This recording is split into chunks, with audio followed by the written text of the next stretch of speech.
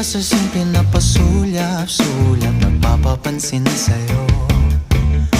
Umabot sa palitan ng mga mensahe, kilig na kilig ako. Kumusta, kain na, hello, magandang umaga. Ingat ka, pahinga, huwag kang masyadong magpupuyat pa. Naramdaman ng puso na dahan-dahan akong nahuhulog sa'yo.